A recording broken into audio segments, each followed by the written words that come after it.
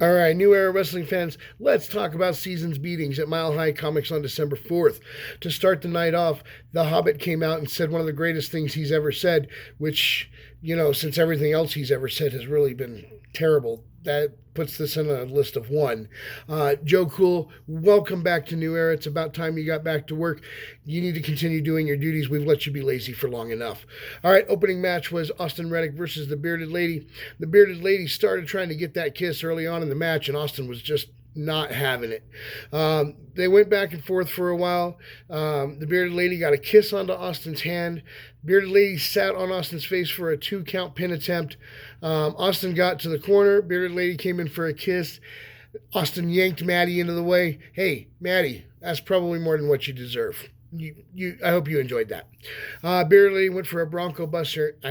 I'm commenting on this one because Austin, the reversal was impressive. If I had the video in front of me, I would describe it to those of you out there listening to my review. The reversal was quite impressive. Thank you. Bronco Buster finally hits a few minutes later, and the Bearded Lady says it was the best 5 seconds of Austin's life.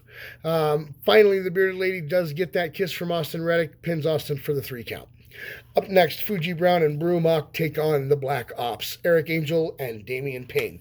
All right, I want to apologize right now to Fuji Brown, Brumach, and Eric Angel because I couldn't get past a couple things in this match.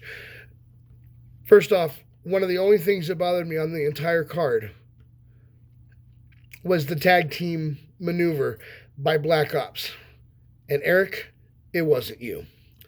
Listen, I have been saying for months that Damian is too old, that he needs to retire, that his time is past. I was willing to give Eric Angel the benefit of the doubt, but I'm sorry. Damian in this match showed exactly what I've been saying all these months. It is time for you to retire, Damian.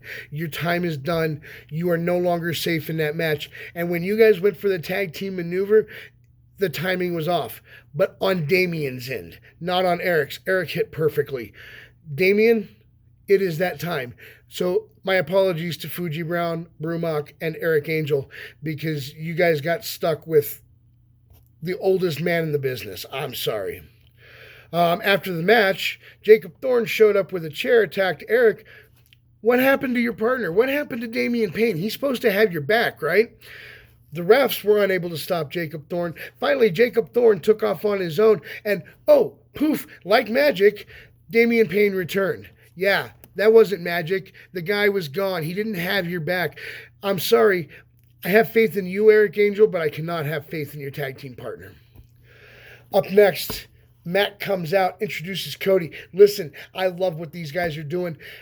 For those of you that have been around for a while, Mac was entertaining with that whole band gimmick thing that he had going on, but this is genuine. I enjoy what he's doing. Cody has never been more believable, in my opinion. This is amazing.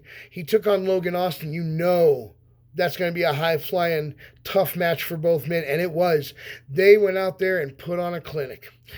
At one point, Mac was walking down the aisle and somebody was talking and he told them to pay attention to the match. Hey, Mac Daddy, I want you to know the reason that I wasn't paying attention was I was taking notes so I can be more like you.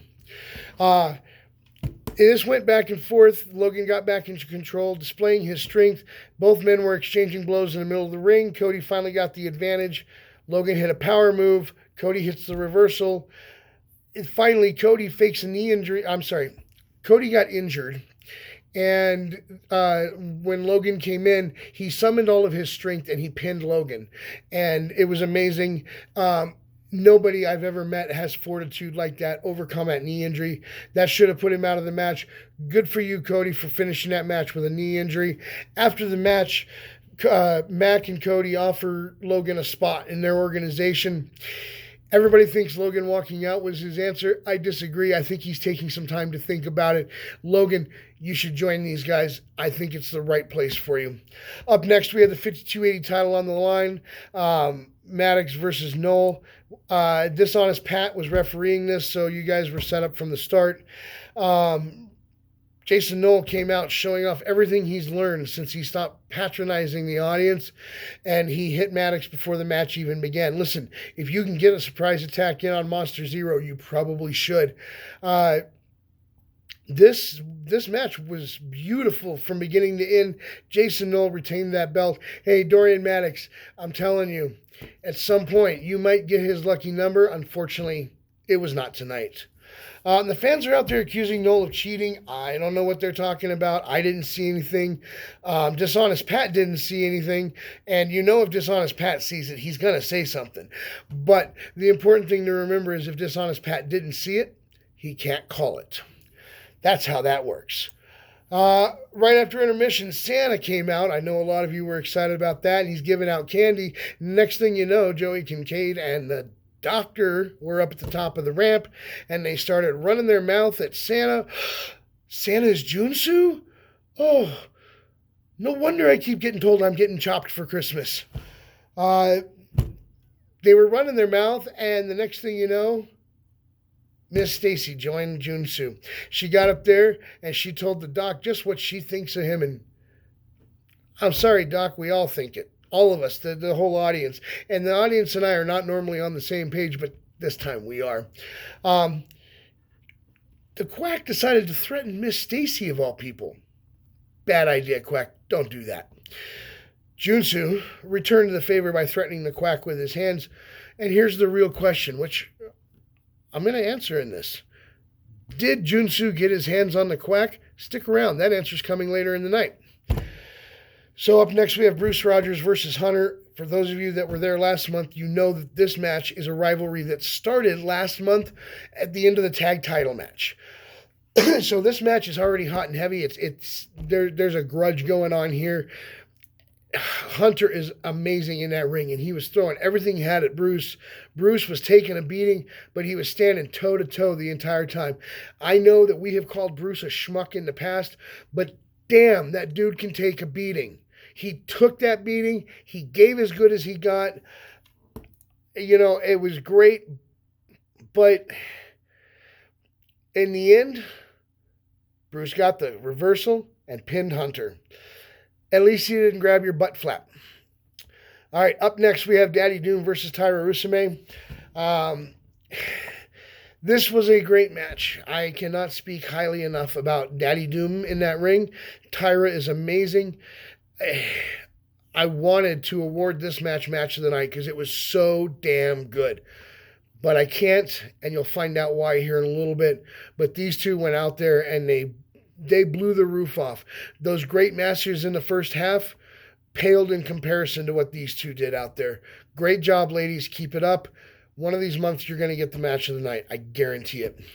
All right, now we get into the main event. This is what you've all been waiting for. You wanted to know what happened in the title match, Kincaid versus Junsu. You want to know what happened after. I know you do, and I'm going to talk about that right now. Junsu comes out with Miss Stacy. Joey Kincaid comes out with the Quack. As we're going to find out here in a minute, maybe he's not a quack, and I'll tell you why. Junsu starts it on the outside. Kincaid takes over in the ring.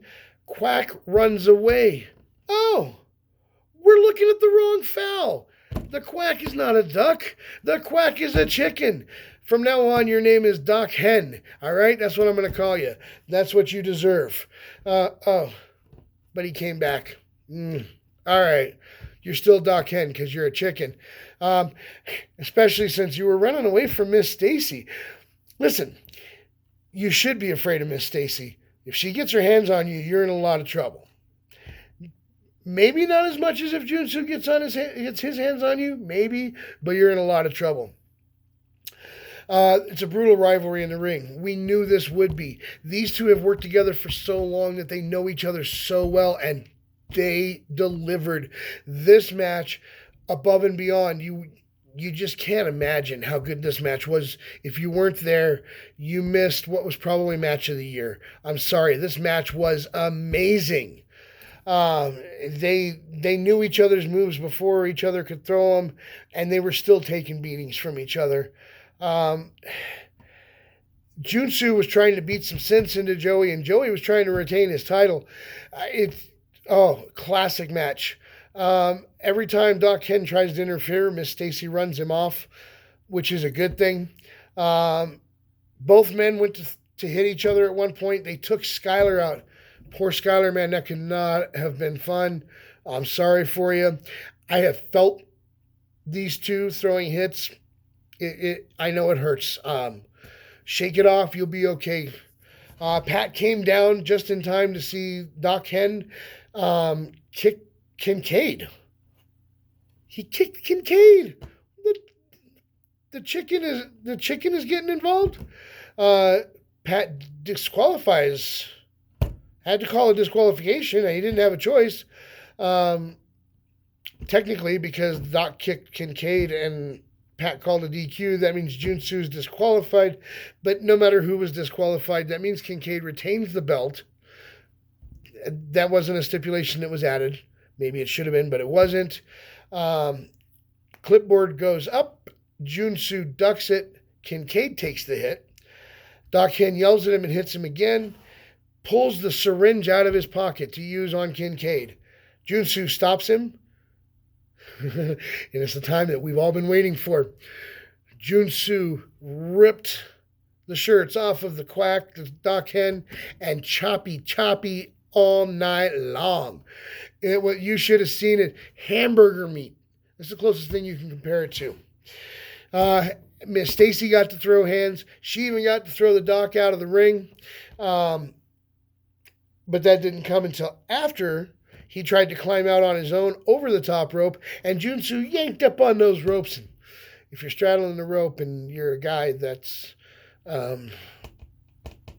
almost like getting kicked, it's not comfy. I'm sorry. Kincaid gets up, calls for a tag team maneuver. They get the Doc up. They hit him with the electric chair. Stacy got to throw Doc Hen out of the ring.